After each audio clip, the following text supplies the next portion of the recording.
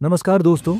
अगर आपको भी भारत और ऑस्ट्रेलिया के बीच खेले गए सेमीफाइनल महामुकाबले में टीम इंडिया की जीत पसंद आई हो तो वीडियो को लाइक जरूर कीजिएगा। दोस्तों, आईसी चैंपियंस ट्रॉफी 2025 का सेमीफाइनल और अब तक का सबसे रोमांचक सांसों को रोक देने वाला महामुकाबला आज क्रिकेट इतिहास की दो बड़ी टीमें भारत और ऑस्ट्रेलिया के बीच दुबई इंटरनेशनल स्टेडियम दुबई में खेला गया। ऐसे में मुकाबले की शुरुआत हुई ऑस्ट्रेलिया के टॉस जीतने साथ। इस रोंगटे खड़े कर देने वाले महामुकाबले में कप्तान स्टीव स्मिथ ने टॉस जीता और पहले बल्लेबाजी करने का फैसला किया और विपक्षी टीम भारत को गेंदबाजी के लिए आमंत्रित किया था। फिर मुकाबला शुरू हुआ। रनों की बारिश करने के इरादे से ऑस्ट्रेलिया की ओर से ट्रेविस हेड और कूपर कनोली ओपनिंग बल्लेबाजी करने के लिए मैदान में उतरे। दोस्तों, इन दोनों ही बल्लेबाजों के कंधों पर इस महामुकाबले में अपने टीम को एक विस्फोटक ओपनिंग शुरुआत दिलाने की बड़ी जिम्मेदारी थी। लेकिन दोस्तों, भारत के खिलाफ इस महामुकाबले में ऑस्ट्रेलियाई टीम की शुरुआत काफी खराब रही। जी हां, और तीसरा ओवर लेकर आए टीम इंडिया के तूफानी गेंदबाज मोहम्मद शमी ने ओवर की अंतिम गेंद पर ही ऑस्ट्रेलिया के ओपनिंग बल्लेबाज कूपर कनोली को विकेट कीपर केएल राहुल के हाथों कैच आउट करवाते हुए ऑस्ट्रेलिया को पहला झटका दे दिया। कूपर कनोली खाता भी नहीं खोल सके। ऐसे में जल्दी ही पहला झटका लग जाने के बाद अब ऑस्ट्रेलिया की ओर से मैदान में उतरे कप्तान स्टीव स्मिथ और आते ही उन्होंने दूसरी छोर पर खड़े ट्रेविस हेड का बेहतरीन तरीके से साथ निभाते हुए टीम का स्कोरबोर्ड आगे बढ़ना शुरू कर दिया।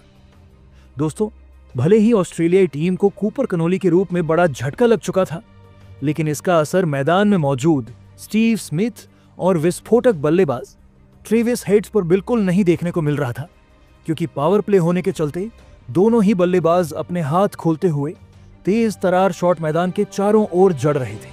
खास करके ट्रेविस हेड, जो आज एक बार फिर भारतीय टीम के लिए सरदर्द बने हुए थे, क्योंकि अपना आक्रामक अंदाज दिखाते हुए वह हर गेंद को सीमा रेखा के पार पहुंचा रहे थे, जिस कारण टीम इंडिया की परेशानी बढ़ती जा रही थी। लेकिन दोस्तों, तभी मैच का 9वां ओवर लेकर आई टीम इंडिया के जादुई स्पिनर गेंदबाज वरुण चक्रवर्ती ने कमाल कर डाला और ओवर की दूसरी ही गेंद पर भारतीय टीम के लिए खतरा साबित हो रहे ट्रेविस हेड को बाउंड्री पर शुभमन गिल के हाथों कैच आउट करवाते हुए ऑस्ट्रेलिया को इस मुकाबले का सबसे बड़ा झटका दे दिया।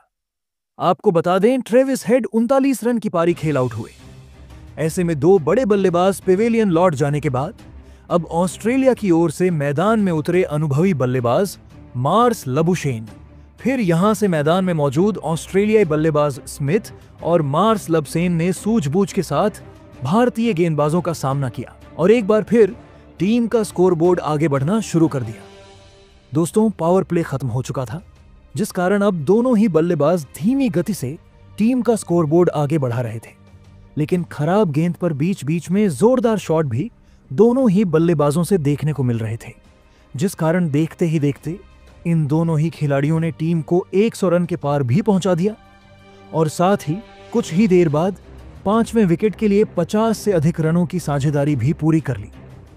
दोस्तों, ऑस्ट्रेलिया की यह जोड़ी अब भारतीय टीम पर हावी होने की कोशिश करने लगी थी, लेकिन तभी मैच का 23वां ओवर लेकर आए रविंद्र जडेजा ने इस साझेदारी को तोड़ दिया। जी हां, और ओवर की तीसरी गेंद पर मार्स लबसेन को एलबीडब्ल्यू आउट करते हुए ऑस्ट्रेलिया को तीसरा झटका दे दिया। आपको बता दें, मार्स लबसेन 29 रन बनाकर पवेलियन लौटे।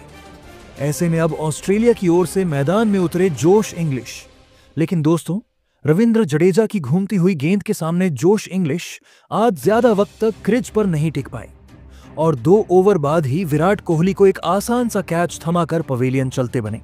आपको बता दें, जोश इंग्लिश आज मात्र 11 ही रन बना सके। ऐसे में लगातार 2 बड़े झटके लग जाने के बाद अब ऑस्ट्रेलिया की ओर से मैदान में उतरे एलेक्स कैरी। दोस्तों, भले ही ऑस्ट्रेलिया के एक छोर से 4 बड़े बल्लेबाज पवेलियन लौट चुके थे, लेकिन दूसरी छोर पर खड़े कप्तान स्टीव स्मिथ ने अपनी बेहतरीन बल्लेबाजी जारी रखी और कुछ ही देर बाद इस सेमीफाइनल मुकाबले में अपना धमाकेदार 50 जड़ दिया। वहीं दूसरी छोर से नए बल्लेबाज एलेक्स कैरी ने भी आते ही भारतीय गेंदबाजों के खिलाफ अपने हाथ खोलने शुरू कर दिए थे, जिस कारण अब हर ओवर से दोनों ही बल्लेबाज कभी तो कभी चौका जड़ते हुए 10 से 12 रन बटोर रहे थे और इसी के चलते देखते ही देखते ऑस्ट्रेलिया की इस जोड़ी ने भी 50 से अधिक रनों की साझेदारी बना डाली। दोस्तों, काफी तेज गति से स्मिथ और एलेक्स कैरी अब ऑस्ट्रेलियाई टीम के स्कोर को आगे ले जा रहे थे, लेकिन तभी गेंदबाजी पर आए मोहम्मद शमी ने कमाल कर डाला और अपने शतक की ओर बढ़ रहे स्टीव स्मिथ को सीधा क्लीन बोल्ड करते हुए ऑस्ट्रेलिया को एक सबसे बड़ा झटका दे दिया। आपको बता दें, स्टीव स्मिथ 73 रन की बहुमूल्य पारी खेल आउट हुए। दोस्तों, स्टीव स्मिथ के आउट होने के चलते अब ऑस्ट्रेलियाई टीम अचानक से दबाव में आ चुकी थी, क्योंकि इसके बाद मैदान में उतरे नए बल्लेबाज ग्लेन मैक्सवेल भी इस सेमीफाइनल मुकाबले में कुछ खास प्रदर्शन नहीं कर पाए और जैसे आए वैसे ही एक ओवर बाद अक्षर पटेल का शिकार बन गए, जिस कारण एक वक्त बेहतरीन स्थिति में नजर आ रही ऑस्ट्रेलियाई टीम अब बैकफुट पर आ चुकी थी। ऐसे में अब एलेक्स कैरी का साथ बहाने मैदान में आए बेन डवाशुई। फिर यहां से सेट हुए एलेक्स कैरी के साथ बेन डवाशुई ने साझेदारी बनाने की कोशिश की और एक बार फिर ऑस्ट्रेलिया को आगे बढ़ना शुरू कर दिया।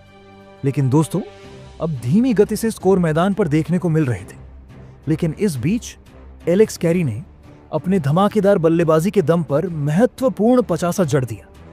लेकिन दोस्तों, नए बल्लेबाज बेंडर शस ज्यादा वक्त तक एलेक्स कैरी का साथ नहीं दे पाए और 46वें ओवर में गेंद को सीमा रेखा के पार पहुंचाने के चक्कर में कैच आउट होते हुए 19 रन की पारी खेल पवेलियन लौट गए। ऐसे में दोस्तों, अब अंतिम 4 ओवर का खेल बाकी था। मैदान में उतरे एडम जांपा। दोस्तों, ऑस्ट्रेलिया को अगर टीम इंडिया के सामने बड़ा लक्ष्य खड़ा करना था तो अब पूरी जिम्मेदारी एलेक्स कैरी के कंधों पर थी।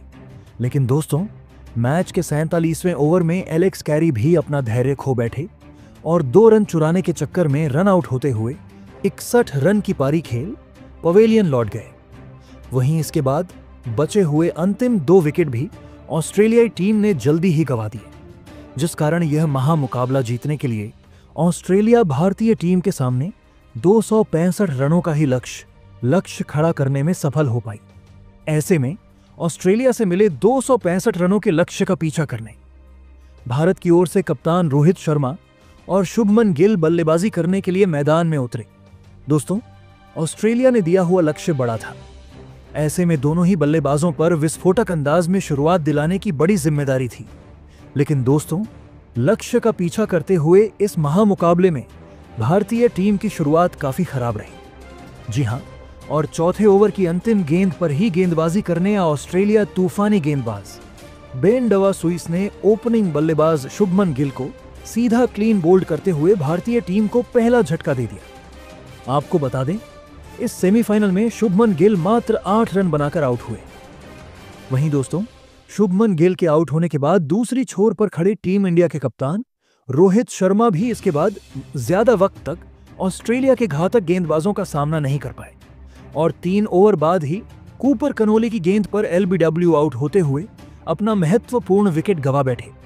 आपको बता दें, रोहित शर्मा इस महामुकाबले में टीम के लिए महज 28 रन बना सके। ऐसे में पावर प्ले में ही दोनों ही ओपनिंग बल्लेबाज पवेलियन लौट जाने के बाद अब मैदान में उतरे टीम इंडिया के किंग विराट कोहली और श्रेयस अय्यर। दोस्तों, भले ही लक्ष्य का पीछा करते हुए टीम इंडिया की शुरुआत आज अच्छी नहीं रही थी, लेकिन मुकाबले में जीत हासिल करनी थी तो अब जरूरत थी एक साझेदारी की।